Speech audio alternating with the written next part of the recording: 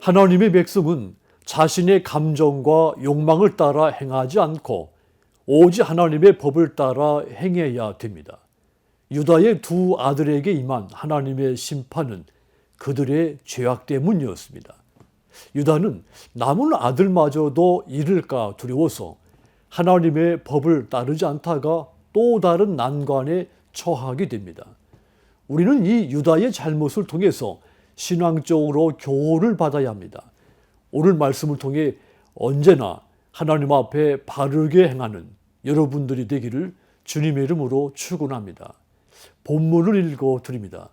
창세기 38장 11절입니다. 유다가 그의 며느리 다말에게 이르되 수절하고 네 아버지 집에 있어 내 아들 셀라가 장성하기를 기다리라 하니 셀라도 그 형들같이 죽을까 염려함이라. 다말이 가서 그의 아버지 집에 있으니라. 아멘. 그렇다면 여러분, 유다의 잘못은 무엇이며 그 결과는 무엇일까요? 유다의 잘못, 하나님의 법을 따르지 않은 것입니다. 유다의 첫째 아들 엘이 죽자 둘째 아들 오난이 형수에게 들어가서 죽은 형의 자손이 이어지게 해야 했습니다. 자, 그런데 오난은 형의 씨가 이어지지 못하게 의도적으로 피임을 했습니다.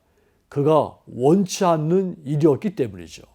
하지만 하나님은 그의 생명을 거두어 가셨습니다. 이것은 형사 취수제를 통해 후사가 없이 죽은 자의 자손이 이어지게 하는 것이 하나님의 뜻인 것을 나타낸 것입니다.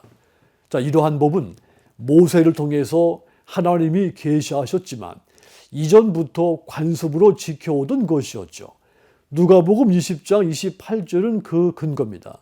거기 보시면 물어 이르되 선생님이여 모세가 우리에게 써주기를 만일 어떤 사람의 형이 아내를 두고 자식이 없이 죽으면 그 동생이 그 아내를 취하여 형을 위하여 상속자를 세울지니라 하였나이다 라고 했습니다.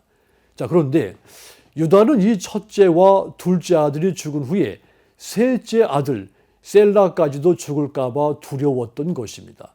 그래서 다말에게 셀라가 장성할 때까지 친정에 가서 기다리라고 말한 것입니다. 하지만 세월이 지나고 셀라가 장성했는데도 불구하고 유다는 며느리 다말에 대한 의무를 수행하지 않았습니다. 유다가 아들을 잃어버릴까 봐 염려하고 두려워하는 마음으로 하나님의 법을 따르지 않은 겁니다. 다말에 대한 의무도 행하지 않은 겁니다. 그래서 다말은 배신감을 느꼈을 것이며 이는 더 불행한 일들이 일어나는 원인이 됩니다. 하나님의 백성은 자신의 주관적인 감정, 판단에 따르는 것이 아니라 하나님의 법을 따라 마땅한 길로 행해야 됩니다. 다말은 셀라가 장성했는데도 시아버지 유다가 자신을 외면하자 유다를 통해 자손을 낳기로 작정하고 유다를 속이게 됩니다. 자, 우리 입장에서 보면 말도 안 되는 이상한 행동으로 보이는 일이지만 당시에는 죽은 남편의 직계 가족을 통해 자손을 낳아 대를 잇는 것이 무엇보다도 중요하다고 여겨졌기 때문에 이 같은 일을 꾸미게 된 겁니다.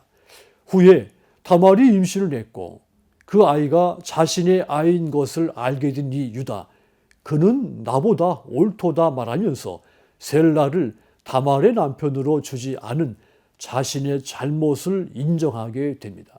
자, 이와 같이 다른 사람의 권리를 침해하거나 악을 행하면 그 일로 인해서 자신이 어려움을 당하게 되는 것입니다. 그러므로 사랑하는 여러분, 자신의 마음, 판단에 따라 행하지 말고 오직 하나님 앞에서 믿음으로만 행하셔서 그는 나보다 옳다고 인정받는 여러분들이 다 되시기를 주님의 이름으로 축원합니다.